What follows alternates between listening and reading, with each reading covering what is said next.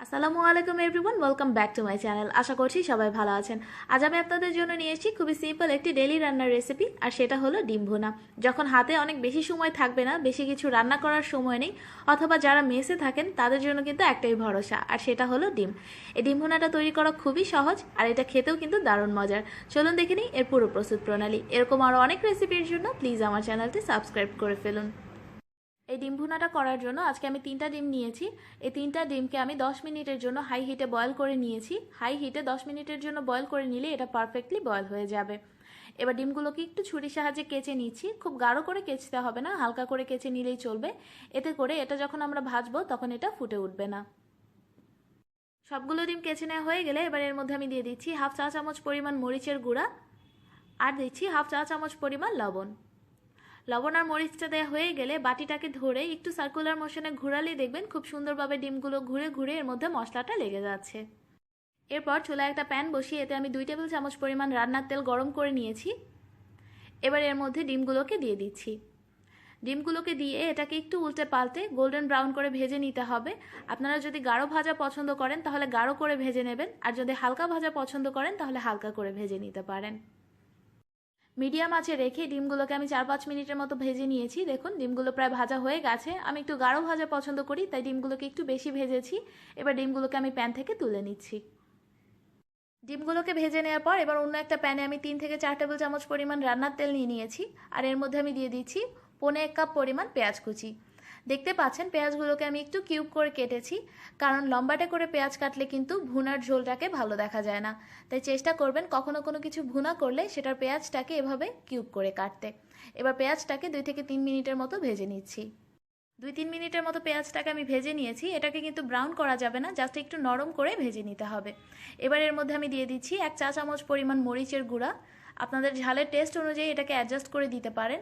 দিচ্ছি 1/4 চা চামচ পরিমাণ হলুদের গুঁড়া, 1/4 চা চামচ পরিমাণ জিরার গুঁড়া, গরম মশলার গুঁড়া দিচ্ছি 1/4 চা চামচ, আর সব শেষে দিয়ে দিচ্ছি লবণ পরিমাণ মতো। এবার এই মশলাটাকে নেড়ে চেড়ে প্রায় 2 থেকে 3 মিনিটের মতো কষিয়ে নিতে হবে। কয়েক মিনিট কষিয়ে নেওয়ার পর এবার এর মধ্যে আমি দিয়ে দিচ্ছি টমেটো কুচি হাফ কাপ পরিমাণ। আমি টমেটোর বিচিটা ফেলে টমেটোটাকে কিউব করে কেটে নিয়েছি। টমেটোটা অপশনাল, আপনারা চাইলে এটাকে বাদও দিতে পারেন। এবার টমেটোটাকেও কয়েক মিনিটের জন্য এর সাথে ভেজে নিচ্ছি। টমেটোটা কিছুক্ষণ কষিয়ে নেওয়ার পর এবার এটাকে আমি ঢেকে দিচ্ছি, আর চুলার আঁচটা এই পর্যায়ে আমি মিডিয়াম থেকে লোতে দিয়ে দিয়েছি।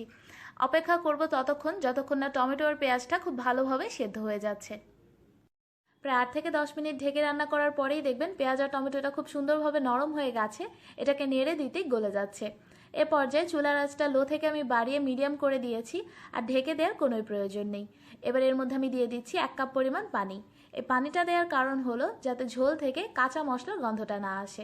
পানিটা দিয়ে অপেক্ষা করব আরও 4-5 মিনিট। আরও 4-5 মিনিট রান্না করার পরে দেখবেন পানিটা অনেকটাই টেনে গেছে, আর ঝোলটাও ঘন হয়ে এসছে। এবার এর মধ্যে দিয়ে দিচ্ছি আগে থেকে ভেজে রাখা ডিমগুলো, আর দিচ্ছি 3 থেকে 4টা কাঁচামরিচ। এই কাঁচামরিচটা দিচ্ছি ফ্লেভারের জন্য, আপনারা যদি ঝাল চান তাহলে কাঁচামরিচটাকে ভেঙেও দিতে পারেন। এবার এই সব কিছুকে একটু নেড়ে চেড়ে দিচ্ছি। ডিমটা দেওয়ার পর অপেক্ষা করব ততক্ষণ যতক্ষণ না পুরো পানিটা টেনে ঝোলের উপর তেলটা ভেসে আসছে।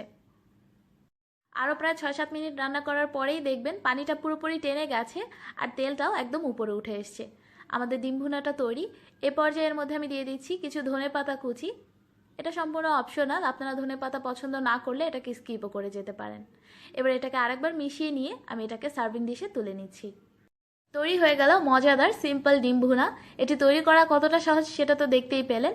আশা করছি এই রেসিপিটি আপনাদের ভালো লেগেছে। এই রেসিপিটি ভালো লাগলে লাইক কমেন্ট শেয়ার করতে একদমই ভুলবেন না। আজ এই পর্যন্তই। সবাই ভালো থাকবেন, আমার জন্য দোয়া করবেন। আল্লাহ হাফেজ।